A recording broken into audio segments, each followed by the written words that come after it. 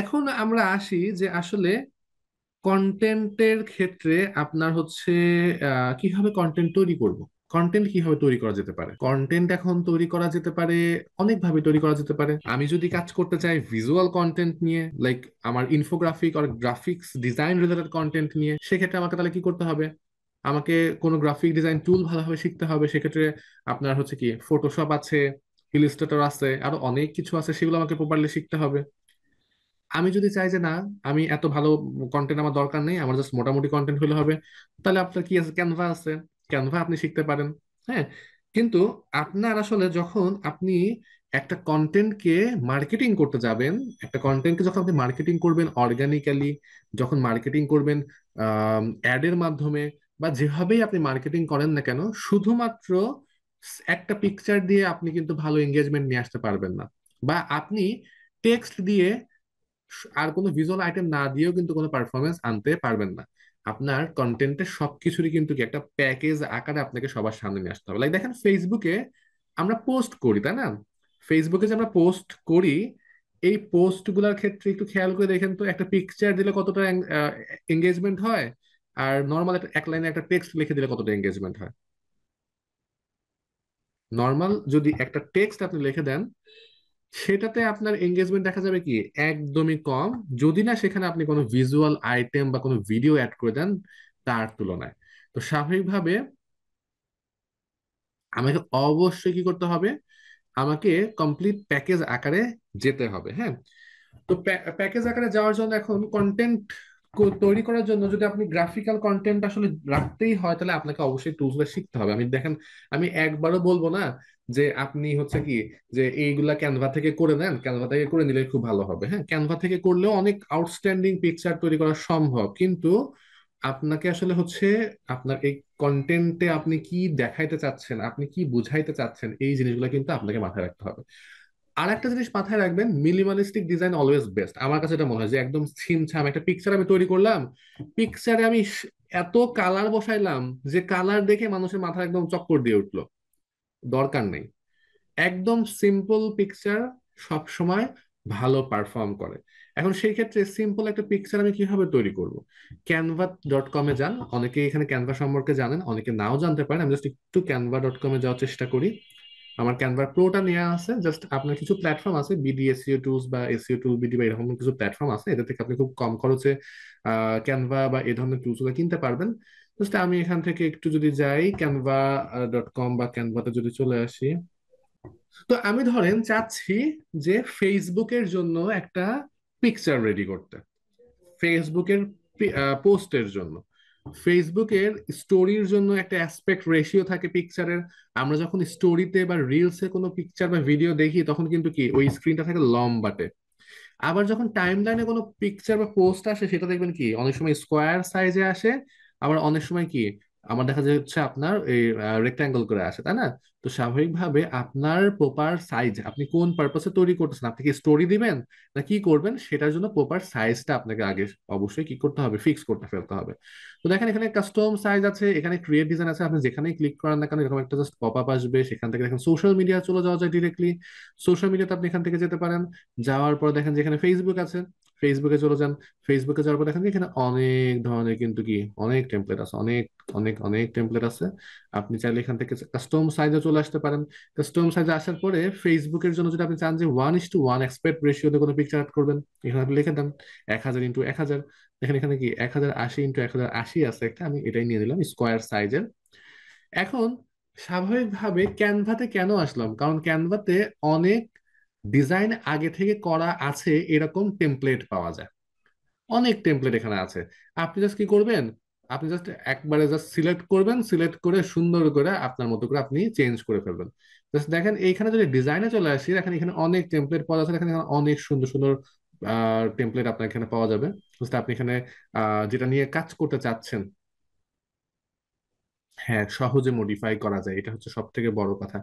Canva pro থাকলে তার কথাই নেই। হ্যাঁ, ধরেন আমি এখানে একটা, আমি একটা কি করব, পোস্ট করব রামাদান নিয়ে। হ্যাঁ, সামনে তো রমজান আসছে, তো রামাদান নিয়ে একটা পোস্ট করব। তো আমি জাস্ট এখানে সার্চ করি। হ্যাঁ, দেখেন রামাদান লেখা সার্চ করলাম।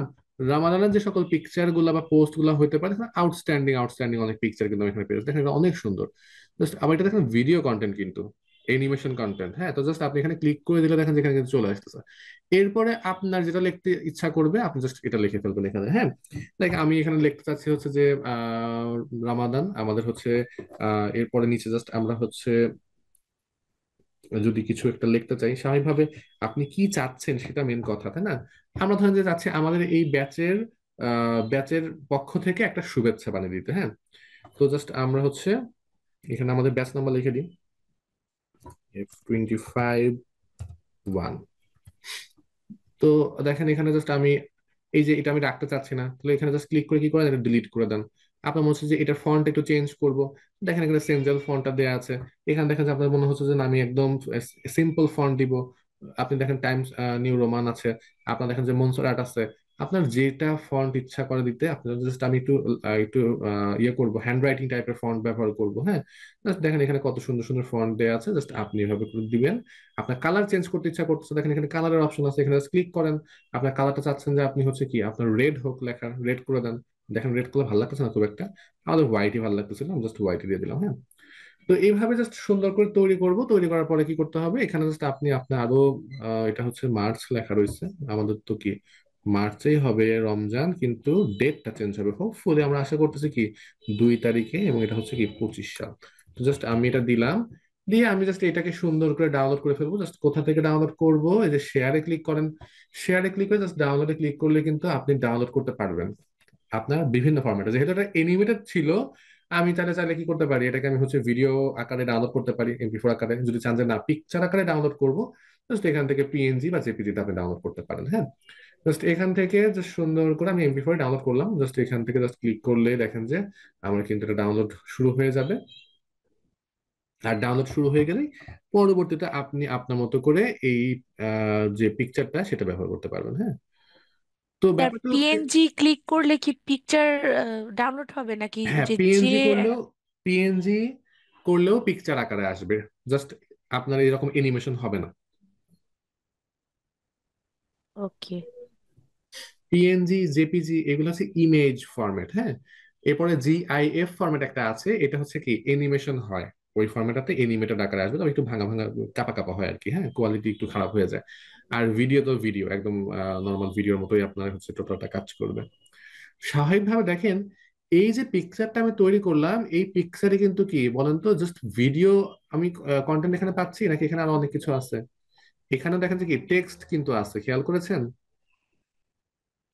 এই যে কন্টেন্টটা, এটাতে কিন্তু শুধুমাত্র ভিডিও, হ্যাঁ অবভিয়াসলি ভিডিও, কিন্তু এই ভিডিওর ভেতরেও কিন্তু আমি এখানে টেক্সট দিলাম, তাই না? এখানেও কিন্তু তাহলে কি টেক্সট যাচ্ছে। তো জি। স্বাভাবিকভাবে আমাকে কি করতে হবে, আমাকে আগে বুঝতে হবে বা আমি আসলে টার্গেট ফিক্স করতে হবে যে আমি আসলে কি পোস্ট করব। হ্যাঁ, আমি কি পোস্ট করব সেটা আমাকে কিন্তু আগে থেকে কি ফিক্স করে ফেলতে হবে। তো যাই হোক, এভাবে তাহলে আমরা হচ্ছে কি ভিজুয়াল কন্টেন্ট গুলো তৈরি করতে পারি। এখন আসেন টেক্সট বেসড কন্টেন্ট তৈরি করার জন্য কি করব। সব থেকে এখন ডিমান্ডেবল একটা টপিক হচ্ছে কি কন্টেন্ট রাইটিং।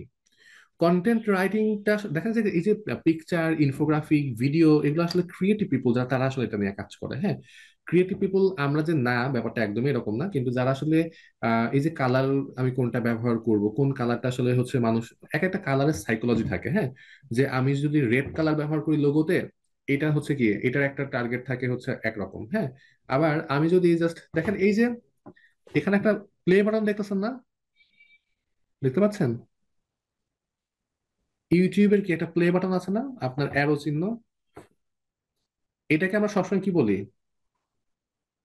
এটা হচ্ছে কি সামনের দিকে লোগো। যাও, তাই না? হ্যাঁ, এটা তো লোগো, টোটালটা মিলে লোগো। এটা হচ্ছে কি আমরা ফরওয়ার্ড আর ব্যাকওয়ার্ড বলতে পারি না, যে এই যে আইকনটা, এটা কি ফরওয়ার্ডের দিকে না, এটা কি ডাউনওয়ার্ড, তাই না? এই জি। যে এখানে যে অ্যারোটা, এটা কি ডাউনওয়ার্ড, এটা হচ্ছে কি ফরওয়ার্ড। এটা যদি এই পাশে থাকতো, তখন সেটাকে আমি কি বলতাম, ব্যাকওয়ার্ড আর রিভার্স, ওয়ার্ড। তাই না? আবার উপরের দিকে থাকলে তখন সেটা কি বলতাম, আপওয়ার্ড, তাই না? তাহলে দেখেন যে এই যে আমার একটা আইকন, এইটা যখন জাস্ট একটা আইকন ঘুরে যাচ্ছে, তখন কিন্তু কি নাম চেঞ্জ হয়ে যাইতেছে। এখন এই আইকন যখন এই ফ্রন্ট সাইডের দিকে বা ফরওয়ার্ডের দিকে থাকে, তখন কিন্তু সেটাকে ধরা হয় যে আমি আসলে নতুন অডিয়েন্সের কাছে যাইতে বেশি আগ্রহী। মানে কি, আমার নতুন কাস্টমার ধরাটা টার্গেট, যদিও এটা প্লে বাটন, এটা কিন্তু না। কোন লোগোতে যদি এরকম পান যে আপনার সামনের দিকের একটা চিহ্ন দেয়া, তার মানে কি, সেটা হচ্ছে তারা নতুন অডিয়েন্স পাইতে বেশি আগ্রহী। আর যদি থাকে সেটা ব্যাকওয়ার্ড, পিছন সাইডে, তখন সেটাকে বলা হয় যে তারা আসলে তাদের যে এক্সিস্টিং অডিয়েন্স আছে, যাদের এক্সিস্টিং অডিয়েন্স আছে সেটা নিয়ে তারা আসলে বেশি চিন্তিত। এক্সিস্টিং অডিয়েন্স হচ্ছে তাদের কাছে বেশি প্রায়োরিটি পাচ্ছে। তাহলে দেখেন, এই একটা আইকন, এটাও কিন্তু কি একটা কন্টেন্ট, যে কন্টেন্টের ভিতরে কত কিছু, ওই একটা আইকনের ভিতরে কত কিছু। তো স্বাভাবিকভাবে যারা হচ্ছে কন্টেন্ট ক্রিয়েট করে, এই পিকচার ভিডিও ক্রিয়েট করে, তাদেরকে অনেক কিছু মাথায় রাখতে হয়। পিকচারের কালার, এই যে ছোটখাটো যে হচ্ছে যে থিম গুলা, অনেক কিছু নিয়ে কাজ করতে হয়।